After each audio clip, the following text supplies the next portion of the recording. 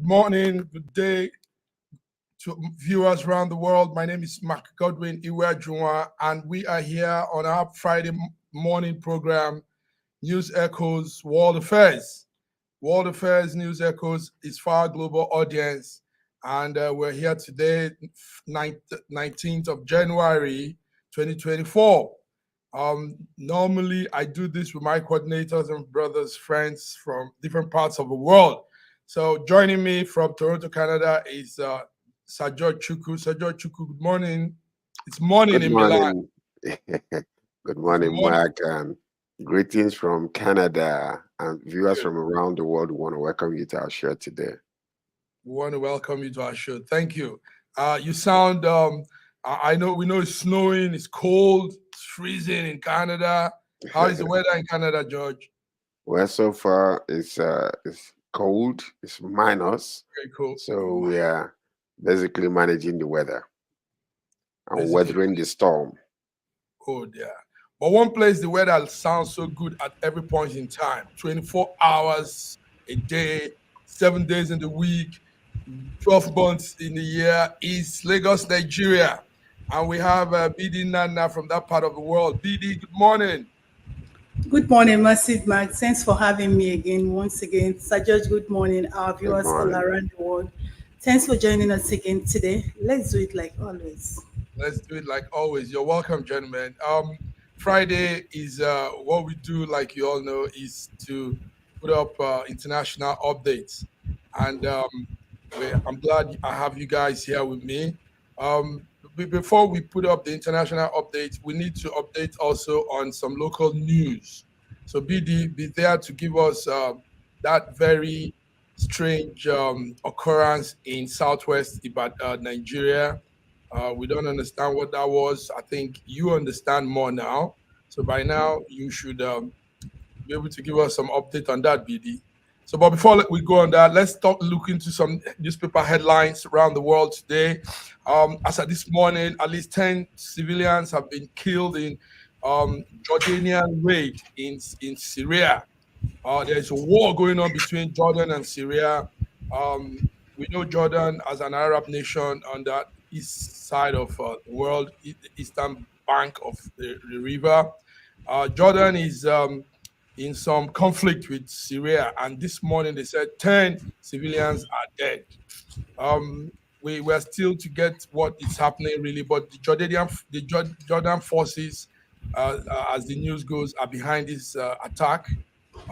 It was a raid from Thursday till this Friday morning, and a news outlet in Jordan says airplanes, warplanes carried out simultaneous strikes on various residential neighborhoods in Syria.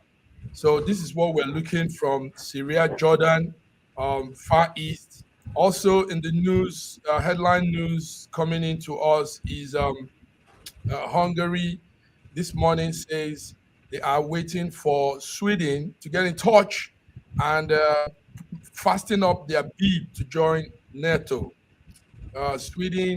Hungary is asking Sweden to fasten up their bid. Now, Hungary and Turkey are the only ones holding still out in the NATO, and they are the only ones still attacking, giving some reasons why Sweden shouldn't join. But this morning, Hungary said Sweden has also shown some friendly relationship, and Sweden doesn't look like they want to join. So this is what we're hearing this morning. Also, finally, this morning in the news, we are hearing that refugees. We all know the Mediterranean Sea has been a channel where refugees from Africa coming to Europe. So a boat was intercepted last night till this morning. The boat was intercepted and it saved about 126 people, including 30 minors and some infants. Now the situation is getting very, very serious. This whole refugees were coming from Libya, and what they said is Libya is in crisis. They need to run for their lives, and they were taking this very hazardous journey to Europe. So, but fortunately for them, they've been rescued. This morning we saw the boat, we saw women, we saw children, and and it doesn't look good at all. So, but we know Libya is really in a war torn situation now, and we hope some arrangements be put in check to really stop all of this.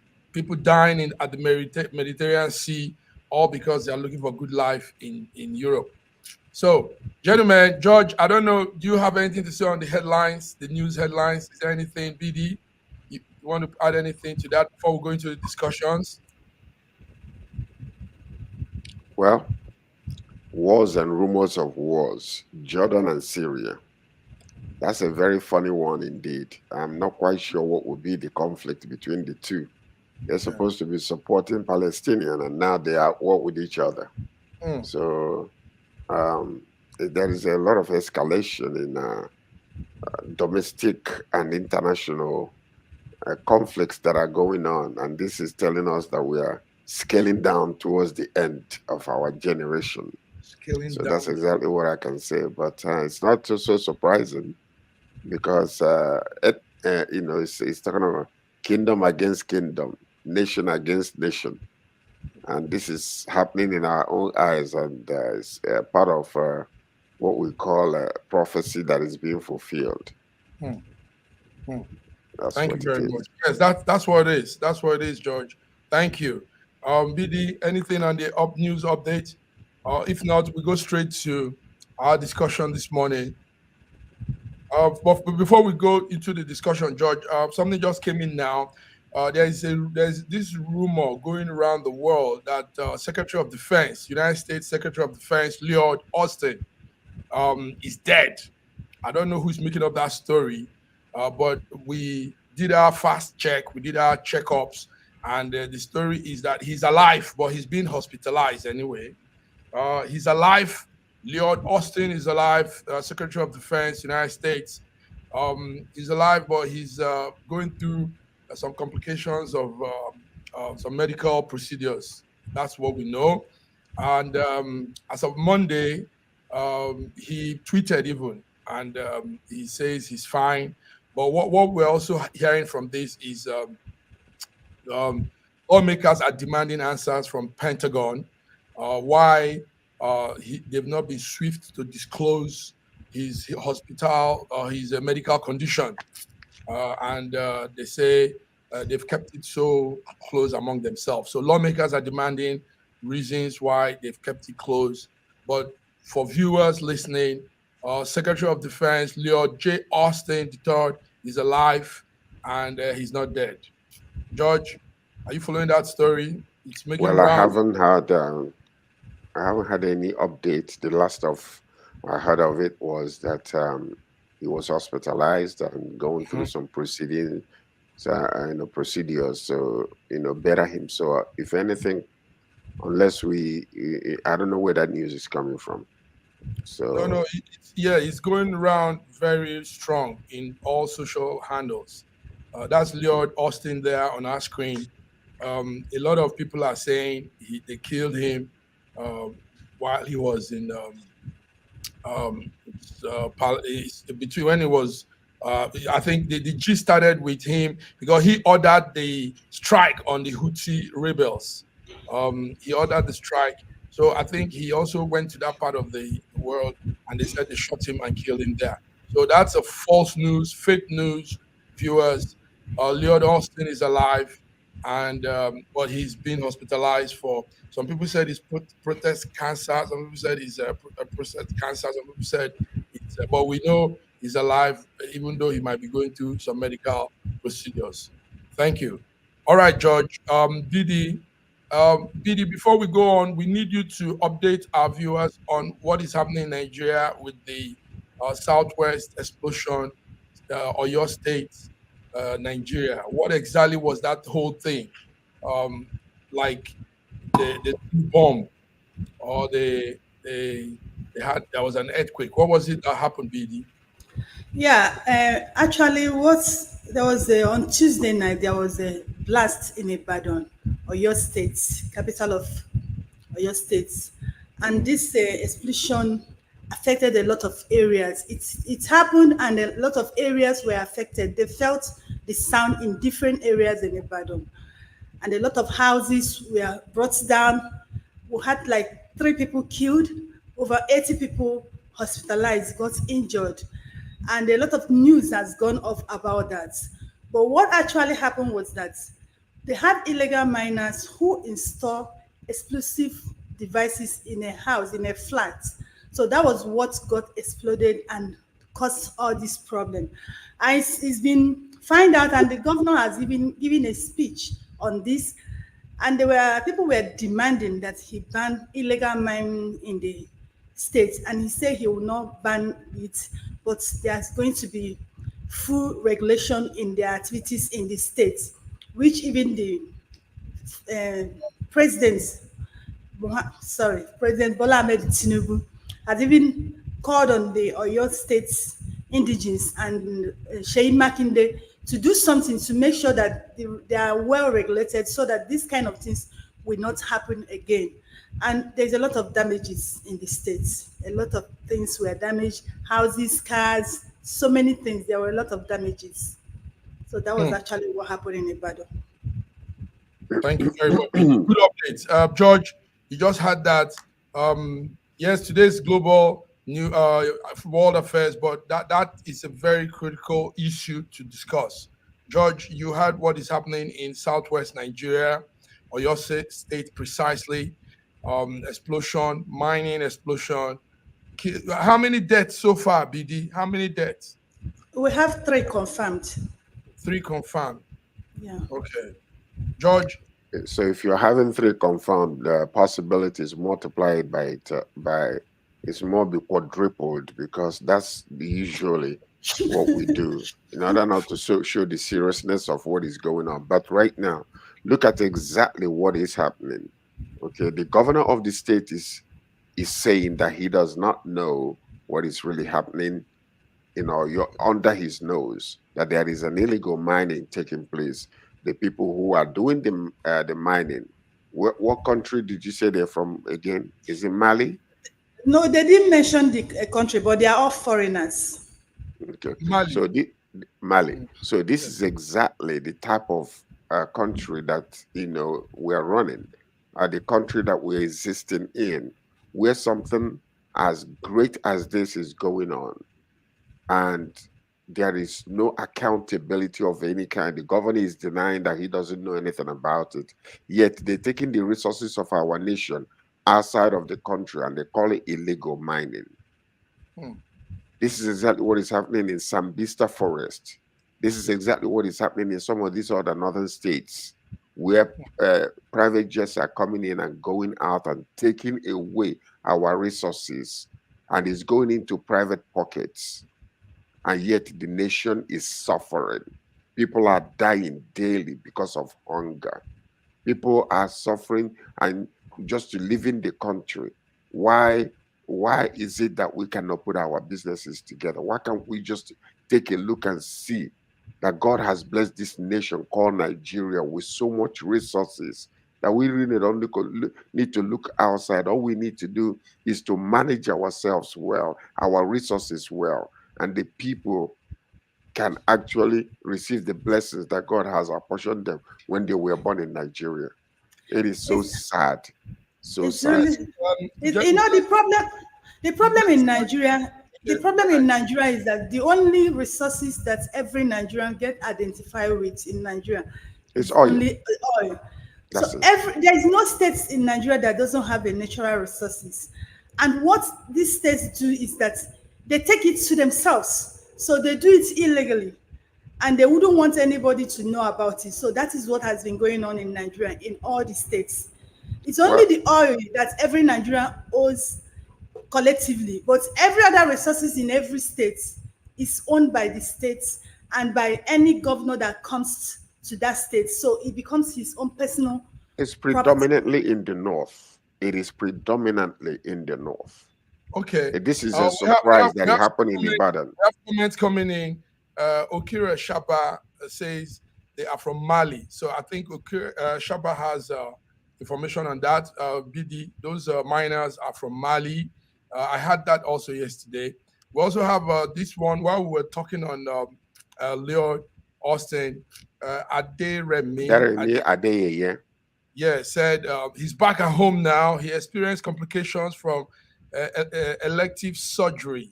He was hospitalized for a few days. He's back home now, recovering. Yes, it was progress cancer, but he has been treated, and he's in an excellent condition, recovering at home. Thank you so much, guys, for dropping your comments.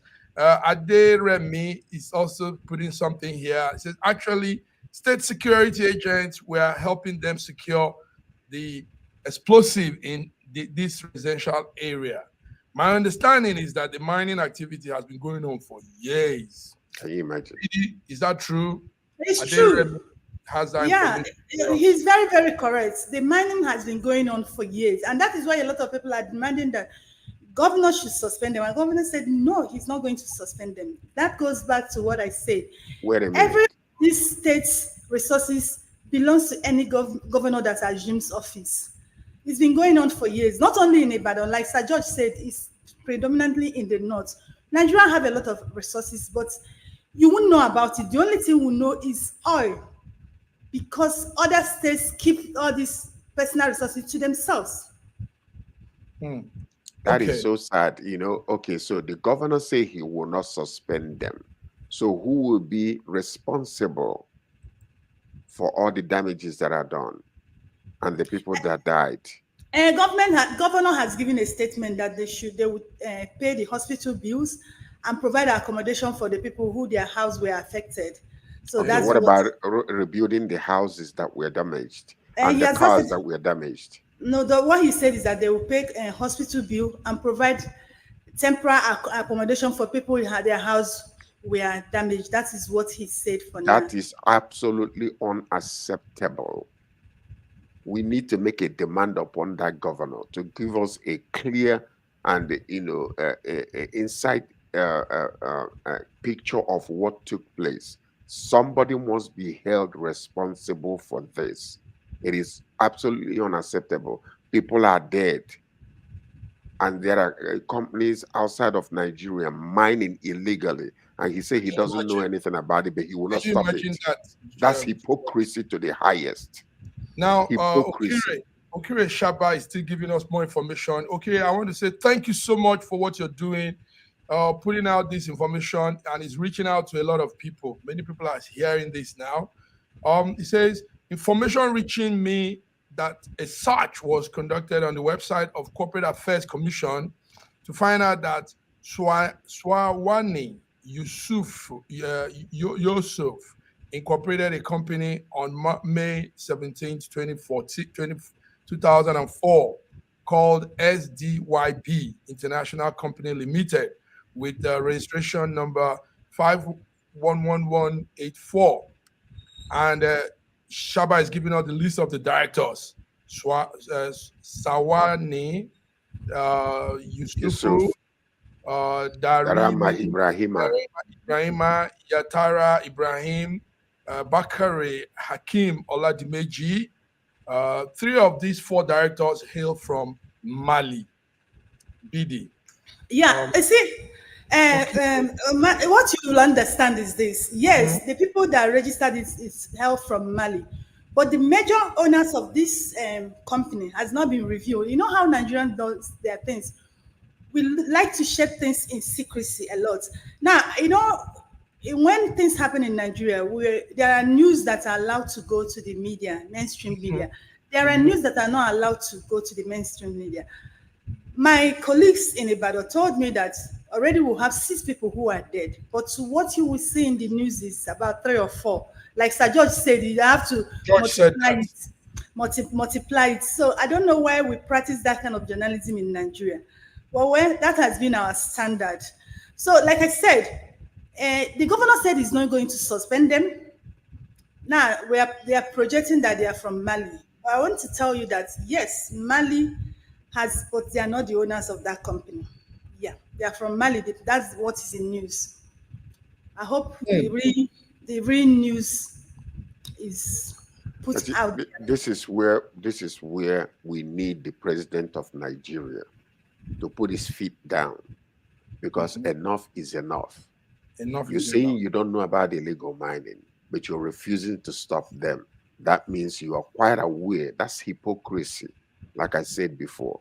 And this thing needs to stop in our country where things are happening, people are not taking responsibility, they are not accountable to nothing, but yet they fuel it and they continue to do it. Somebody must be held responsible. We need to find out who are the local indigenes who know about this company, who are participating strongly in it, especially in the board of directors and things like that. We need to bring them out and hold them responsible for their lives, the vehicles, the infrastructures that were destroyed, and they must pay because billions of dollars since 2004. You can imagine how much money has left our country Hmm. going You can into imagine. individual pockets. You can And imagine now how people much are money. dead, their properties are destroyed, and you're telling me I will not stop them. That means that you are directly or indirectly gaining from this illegal mine, so-called illegal mining. Thank you. But Thank you. another thing we should talk about is this. See, Mm-hmm. the people that registered this company, the company's name in CAC, they are all foreign names. Now, Mm-hmm. there are things I want to talk about. You know, in Nigeria last year, the CAC said that they are going to deregister a lot of companies that has not made return for 5 years, which we even wrote to them that they should not do that. Even if you feel that they've not made returns, some people even register their company, travel abroad to look for fund or capital to come and start. Why don't you take it over, start running that company until the people comes up to take it over? Now, foreigners came into this country, registered a company because the name in the CSC is this foreign names from Mali, registered it and started running this company. And the governor of a state is telling us he doesn't know about it. And Hmm. Nigerians are telling me they doesn't know about it. And they registered it in CSC. Hmm. Did you see the kind of country we run? Now, you know why I said this thing? When is Nigeria? These people know how to, uphold the law and do what they want to do. But when foreigners are involved, they don't take the same measure they take on Nigeria on foreigners. Okay. Okay. What does that show you? It's not actually the foreigners that owns that company, but those are the people they front to perpetuate their evil acts in this country. Hmm. BD. Okay. Okere Shaba is still dropping some great updates here. He said, I saw the press release of the governor. I put a comment to bring all to book and clamp down on the illegal mining, but there was no response. They won't Can you? respond. They will not respond. They will not respond. Okay, what I will tell you, what we will tell you from here is don't back down in what you're doing. Continue. Nigeria is shaping where a new crop of Nigerians are coming in. We want to do things orderly. We want things to be done the way it should be done. Transparency should be applied in everything. We should understand what so that there won't be room for fake news. You know, people give fake news because there's a vacuum between governance and information. So now some people just begin to come up with different stories to that issue. But when informations are sent out, we know what is going on.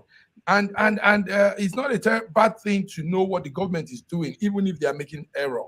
That's why we're here. That's why the press, the media homes, people can also say something towards what they are doing. So don't back down. Continue. We are not backing down here. George and BD is just giving us some strong ones too. We will keep talking. Whoever is listening, viewers, you are listening also to our program, SSM News Echoes. Friday is our international update, World Affairs, Friday, 19th January 2024.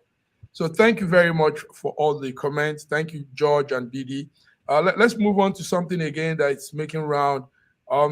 Information getting to us last night is the Secretary, United States Secretary Blinken will be visiting Nigeria very soon. He will visit Nigeria and Cote d'Ivoire from January 21st to January 26th. So we try to see what his visit will mean, and the information is he's going to highlight on how United States will accelerate the U.S. African partnership with Nigeria and also see how Nigeria can be in the center of this whole plan for them to. They're trying to create an economic partnership with Africa, and they are looking at Nigeria being the head of that alliance. So Blinken will be coming soon to Nigeria, and from there he will go to Cote d'Ivoire, and uh, that's it, guys. So George, what do you think, Secretary? Blinken's coming to Nigeria. These visits happen many times, but we really don't see any any resultful proceeds from it. George. Well, yeah, it's an international affiliation with, what you see now is you remember that there is a clamoring and competition with Russia and some other global countries that are still wanting to come in and ensure that they have a grip on what is really happening in our country, Africa. So now, if they ignore what is going on, Russia is moving in rapidly, Mhm. giving an alternative to the US um, uh, uh, control over some of these smaller so-called third world countries. So what Mhm. he is actually doing is of an interest to US themselves, because if they ignore it, and Russia is coming with food, Russia is coming with resources, Russia is coming with a whole lot, and they're not trying to interfere in the ways that Africans are living. They just want to collaborate with Africa. So right now, you saw when the vice president visited a few countries, and their ideal idea was to infuse that particular type of living in Africa. Ghanaians resisted it, and a few other countries say, "Don't bring this type of abominable lifestyle to us." Right now, what they are now coming to do is to collaborate, strengthen the affiliation that they have with our countries economically, and then possibly to see how they be able to continue with the economic relationship that they have with some of these African countries. So it's interesting. And him going to Cote d'Ivoire also, which used to be a French colony, is Mhm. another thing that is a little bit. Let's see how that turns out, because Yeah. we're not quite sure what they are doing. If they want to turn Cote d'Ivoire, that country into a different United States controlled nation. Nation. Okay, for viewers watching, Anthony John Blinken is an American lawyer. He's also presently serving as United States Secretary of State. He's, I think, the 71 person to serve in that office.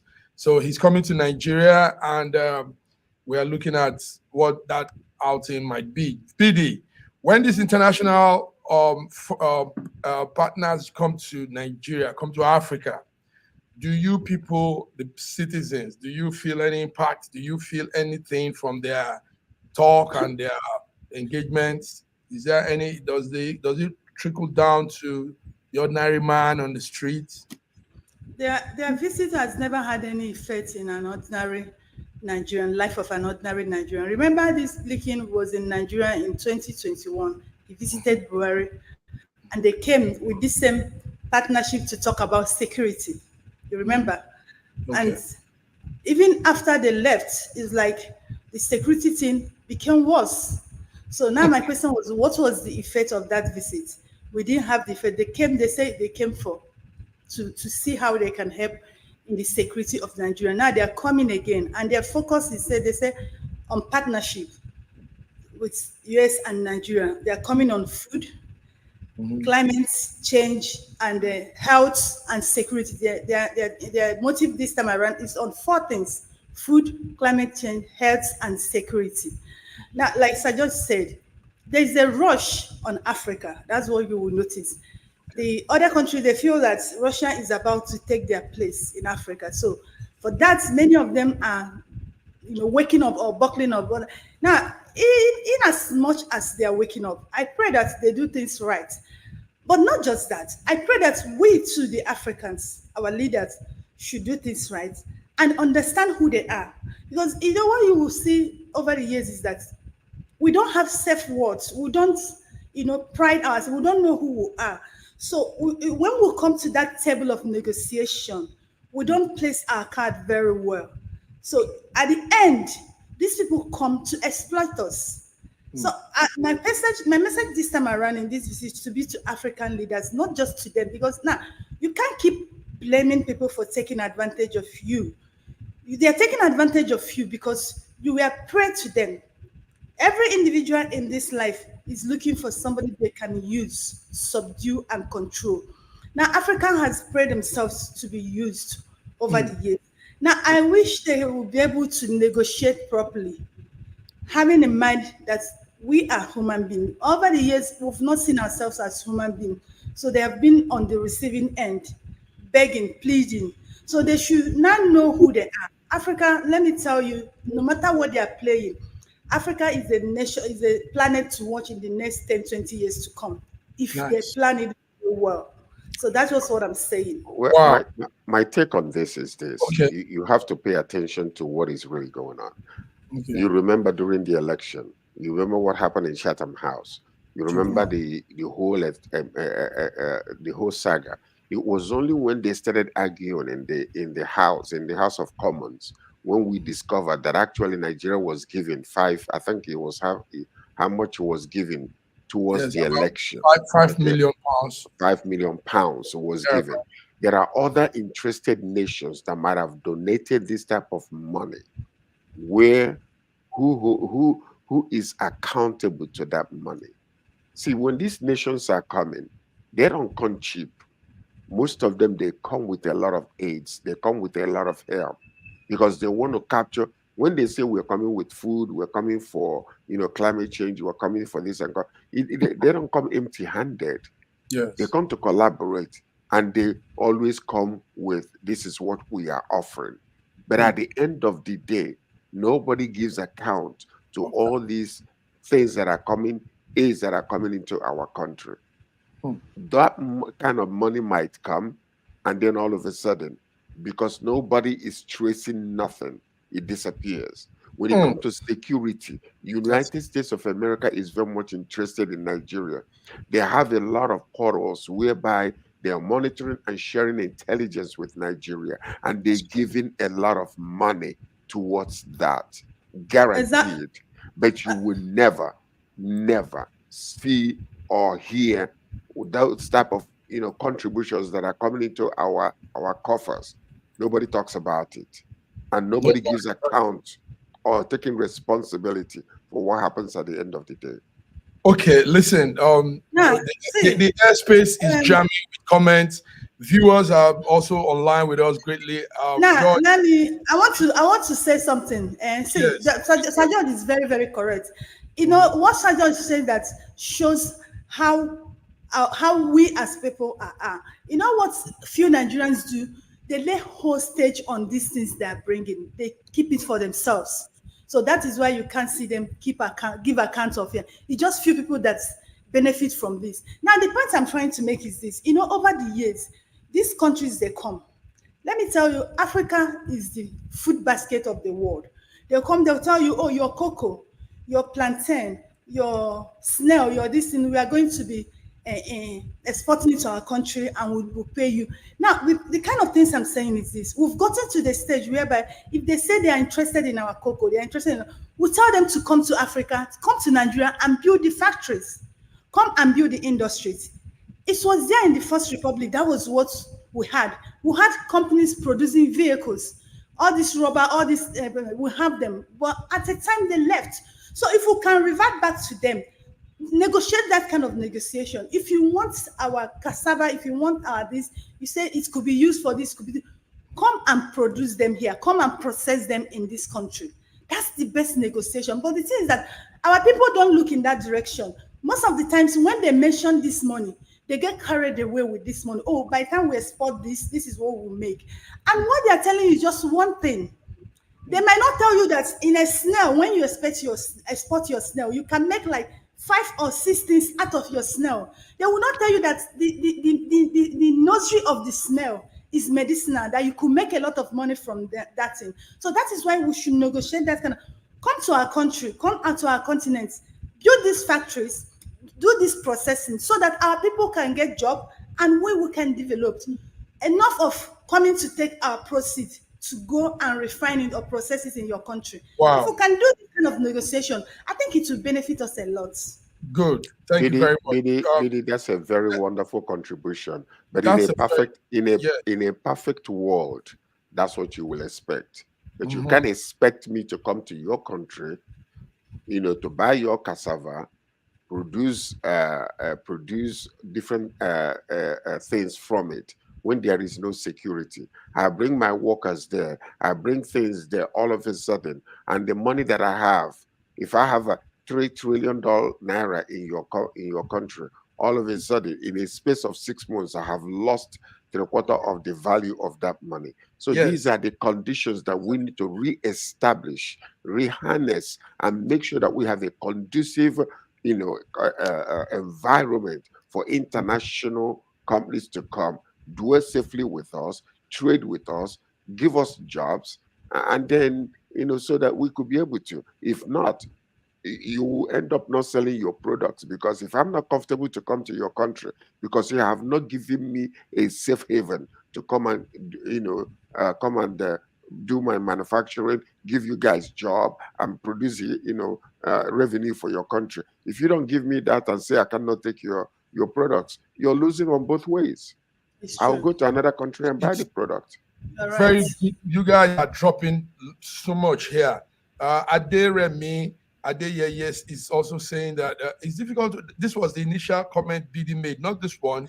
I think that was when you were talking about BD, when you were talking about the Nigeria and British something. He said it's difficult to do what BD is asking for. Nigeria has nothing to do with human beings.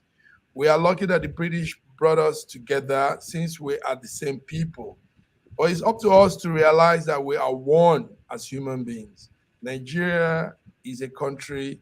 As a country, has nothing to do with us. Okay, Aderemi, thank you so much. Good talk. What you guys are saying is so precise. In fact, lately, Elon Musk, the man that owns the Tesla car, the man that owns some of these innovations around the X owner also, Elon Musk he wanted to do business with Nigeria.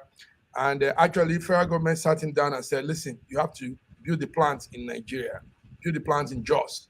But Elon Musk said he gave his all the criteria and what was missing in Nigeria. And more importantly was the security thing you're talking about. The atmosphere is not really conducive. But some business people are also tapping in, regardless of how harsh it is. Some people are tapping in and still doing business. Just few people, massive, just few people. Just few. Okay, gentlemen, let's go on a small break. We missed the break. Let's just go on a small break. We'll be back a few minutes later. Viewers, you're tuned into SSM News Friday, Global World Affairs. Thank you all for following up, and we'll be back. Thank you.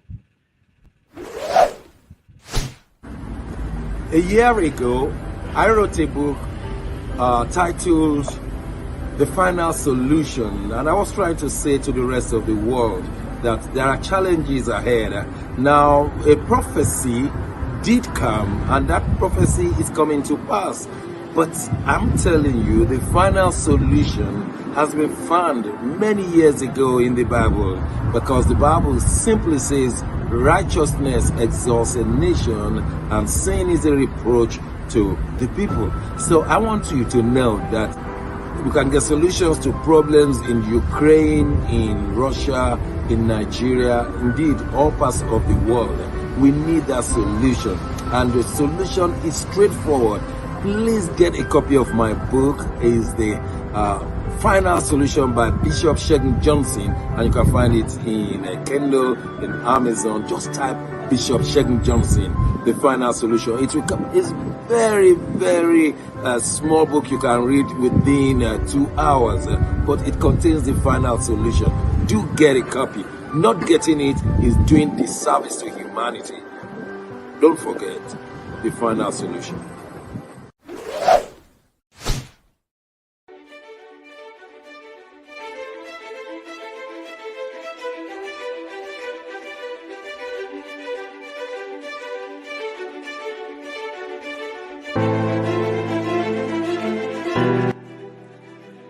Hi there, I'm Mary Keurig, and I am a businesswoman in the United States, but I'm also the Global Content Vice President for the Sub-Saharan Open University in Nigeria. I could not be prouder to work with Dr. Osita Anamika and his team on helping to create not just entrepreneurs and skill-based talent that will get out into the workforce and make a living for themselves, but also young leaders. And to that end, with this integrity-rich university environment that's accredited now, and it's just an amazing opportunity for anyone there of any age to jump on board and learn, we want to let you know about a new offering that we have. We have a global governance and diplomacy course now provided by a whole team of people that crosses several countries to put together these resources and lots of great information for those of you who might be on the path toward public service and diplomatic service, NGO leadership, that sort of thing. We hope that you will walk through this open door and enjoy.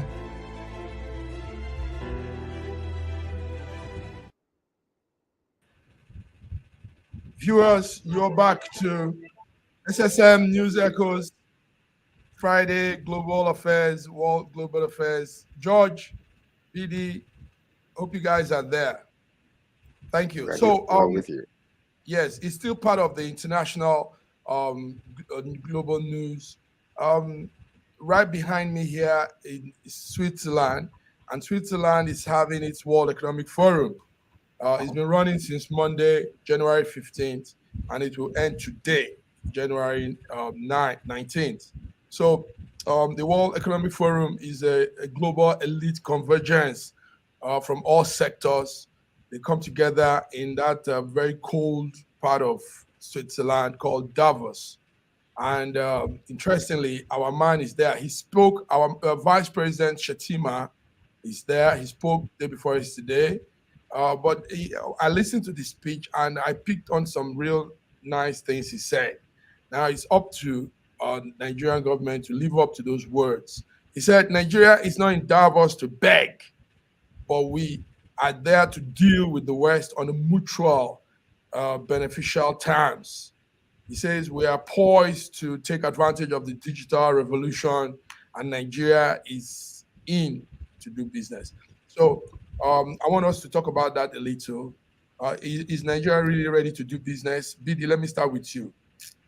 Vice President said, we're not there to beg. Normally, when Africa comes to such events, they only come to beg. That's true. They come to beg. And it's not nice. It's terrible that Africa leaders will come to a place like that and be soliciting for fund, free money. But this time, our Vice President said they have come to sit down and have mutual beneficial terms with other partners. And he said we're about to take advantage of the digital revolution. So tell me, BD. When I watched him give that speech, I was impressed. I like the statement. And there's one thing you should know about our leaders. Our leaders are, more especially this administration, they are one set of people who like telling people what they want to hear, and they will do another thing. Now, I wish that they would apply what he just said, and not only him, all African leaders should apply what he just said. Because what has kept us to where we are today as a country, as a continent, is because we have been known to be begging. And it's so unfortunately that what we keep doing is that we keep begging from our thing. Most of the things we go to do is go to beg, from begging them to give us little from our own thing, just because we don't know how to harness these things. You understand? And that is what we have been known for, beggars begging all over the world. Now, for VP to have gone to Switzerland to make that statement, I was impressed. I was impressed because it looks like we are waking up. It looks like we are beginning to realize who we are and the position we occupy in the world. Africans will occupy a very big position, but unfortunately, we don't know about it. So I just pray that, as they have said it, they will stand and act it. Because the thing about words is this: it's different from saying something and it's different from acting it. You can be saying a different thing and be acting a different thing. He might be in that Switzerland saying that, oh, we are not here to beg. but he will be acting as a beggar. That's another thing. Yeah, you George, are correct. You are correct. You are George, correct. yes. You are correct. BD is, yeah. You see, what one thing about pay attention to the current government. Pay attention to the current government. What you are seeing predominantly is what you just said. They are a what you call propaganda, good propaganda government. They say it right, but how to be able to back it up with action becomes very, very difficult. So that's what we are seeing. So we want to sound that we are, like a current 2024 country that is rubbing shoulders with all other, first world countries. But yet, when it comes to action, we don't have it together. So that's what you're seeing. So I wish, what I'm hoping is that why making all these proclamations, why standing, want to rub shoulders with the first world countries, get your country right, Mhm. get the infrastructure, the environment conducive enough. So when you're saying we are not coming to beg, we are not coming to do this, when we want to sit down and negotiate, you have nothing to offer. Because at the end of the day, you are still like almost 50 years behind when it comes to technology and all those things. Look at India, for instance. Do you know where India came from? In the 80s, India were flooding Nigeria to get jobs. Today, India have sent satellite to the moon. India is taking advantage of AI agricultural process system. India is on top of it. India can come with bricks and rub shoulders with with um with Russia and the rest of the world, because India, they have already taken over when it comes to population. And technologically, if you know the number of countries that are taking job to India, employing their people where they are working from India and getting paid in other countries. Why? They have light. They have most of this infrastructure that can help them to get jobs. And then people are just investing in India because it's more economically and politically stable. And they're making a lot of. So what I'm saying, as the so-called giant of Africa, we need to wake up, but not making noise outside. Let's fix our home. Let's understand that diversity in our country is our strength. It's getting too late. If we don't fix it now, I'm telling you, that's how we're You going know, to end up. you see what Sir George said. It's That's a just what Sir George said is just true. You know, lately India have withdrawing from China. Do you know India is now producing iPhone? They produce a lot of things.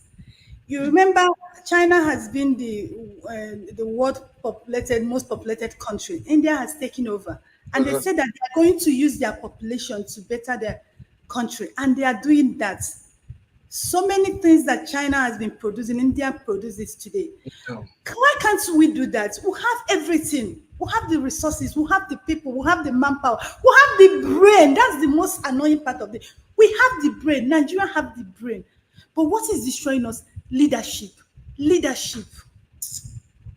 It's sad. Thank you, gentlemen. PD, thank you. You guys are putting it, you're dropping it very hot here. Talking about that part of the world, India, right in the Middle East, there is two more going on. Real hot one is going on. But maybe you might not need to talk about it. Let me just give the update. It's coming in that Iran and Pakistan are having heavy fights. They're engaging in territorial strikes. They're using arms now, using sophisticated machines, and both countries say they are fighting because of the territory, the borderline. The militants in both of those side of the borderline are at each other's neck. So this is going on right there in that part of the world. You people have been calling Iran and Pakistan in strong territorial strikes, strong fighting, hostile, every kind of thing is going on there. Also, George, I think you have to give us update on this. This morning, Trump's lawyer is warning the Supreme Court of that Republicans will parade horribles if Trump is removed from most countries' voting ballot. States. Yes. So, what is that news there? Because we know Colorado and is it Maine both removed him from their ballot paper, their ballot space. So, and it looks like more states want to do that. So, but the man and his people say they will go so he said there will be chaos if states don't allow him to run in You see, what we're seeing here is, 20. you're seeing Trump and his people, they are using propaganda to intimidate. Okay. If the thing is going to the Supreme Court, allow the Supreme Court to do their own understudy and give you what they legally believe will be the best way out of it. So what we're saying that they're trying to use expressing concern about the potential chaos, as a way to warn them in making the proper decision. So what they're saying is manipulating the Supreme Court by in underlying threatening. You don't do that. But what we're seeing today is that Trump can get away with anything. And it is very, very sad. It seems like the law is not for everybody anymore. Trump said, I can kill and maim and nothing can happen to me because he believes that he's above the law. I want everybody to begin to think about this. If Obama has done 100th of what Trump has done, where would he be today? Because it's still that, let me tell you, the whole thing that you're seeing in America today is because a so-called black man became the president. That is how the MAGA situation came. We're taking our country back again. Whose country was it before? Who But did you give it to? The point. George, is it not his fundamental right as a contestant, as a candidate, to have his candidature open to all the states? I mean, The why? problem there is the Fourth Amendment is Mhm. being discussed here. Trump encouraged the insurrection. We Yeah, saw that's it what with he our said. own eyes. So the Mhm. question is it still legal to be able to contest in any type of election in the United States of America? Because After what this we let's open up our eyes and discuss this thing. Because one thing we are seeing it happening, he Mhm. want a totalitarian type of government. He's actually asking that the presidents to be immune from any type of prosecution. Mhm. So who is he trying to mimic? He's trying to mimic Putin, the North American leader. These are the things that are happening while we are still clamoring, teaching other countries democracy, but in their own home they don't even want to apply that. There is a man that is coming out and say, I am above the law. I can do what I want when I do it, and I will get away with it. Mm. But the question everybody will put there to their mind is, if it was another person doing this, like say for instance, if it was a black man doing this, would he survive one day? That's Okay. the hypocrisy of the whole That's entire thing. Thank you very much. Our time is running out. Bidi, do you have anything to say? Because I have other questions. Other Yeah, what I have to say is this. Yeah, I know Trump okay. has his own problem, Mm-hmm. and he's one man who has pride himself to be above the rule of law. But having Okay. said that, Colorado ballot disqualification of Trump is Mm-hmm. not really good. Do you understand? It's not really good. They should allow him there, then allow people to vote for who they want. Mm-hmm. Disqualifying him or removing him there, it's not the right thing. In as much as he has his own problem as a person. But I Issues. think the Colorado did not, what they did was not good.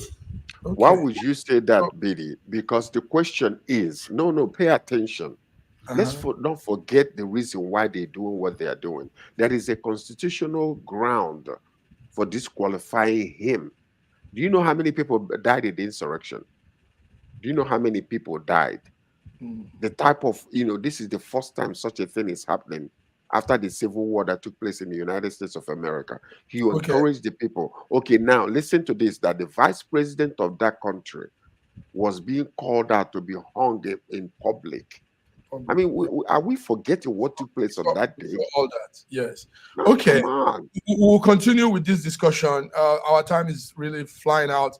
But before we go, I want us to talk something that also affects Africa somehow. The United Kingdom, Britain, the Prime Minister of United Kingdom, Rishi Sunak, passed a bill. They are pushing that bill very strong. They passed a bill in the House of Commons on this Safety of Rwanda, that Safety of Rwanda bill.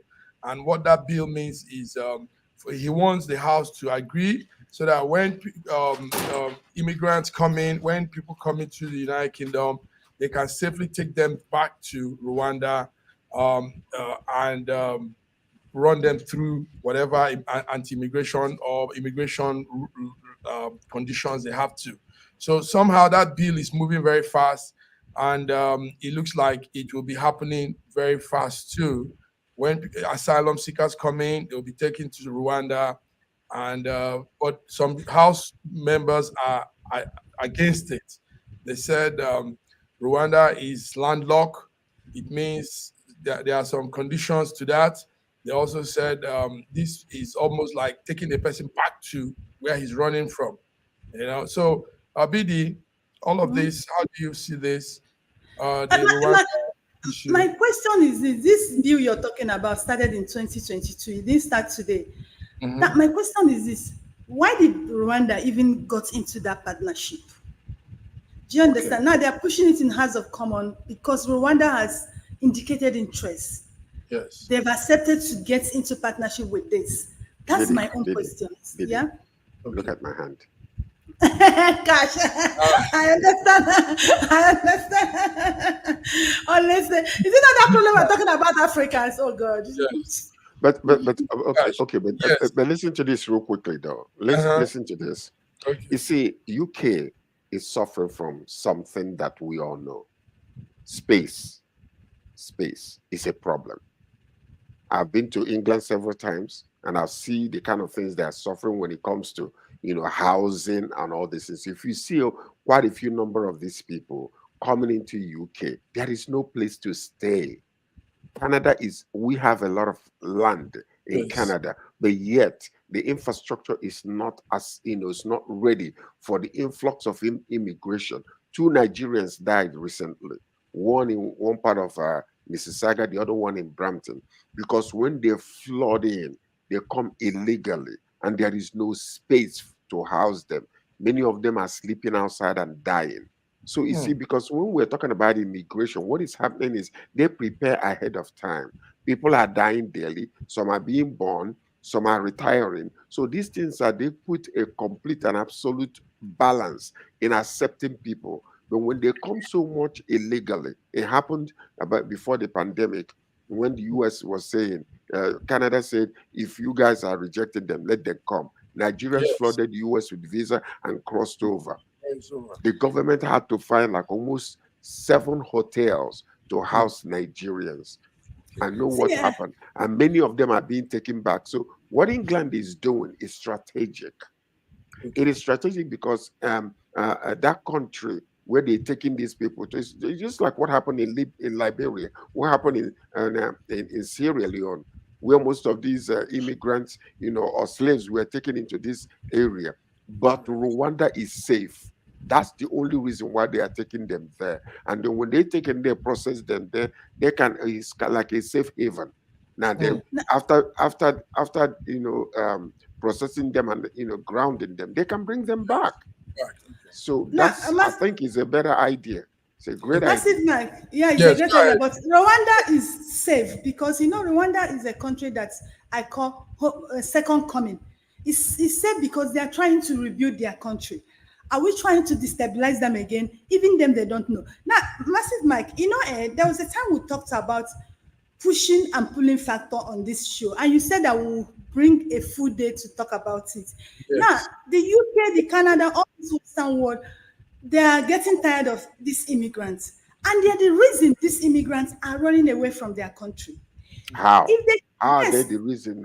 Their interference their involvement in third world countries are making life so miserable in third world countries. I'm telling you, they're interfering. I know you might not agree, but we'll have to, it's something that will have to bring time and gentlemen, very well. yes, we are going to do. Interference in Nigeria is making life so miserable for Nigerians. They should allow us get better so that we don't keep running out of our country to come meet them. Thank you. Blame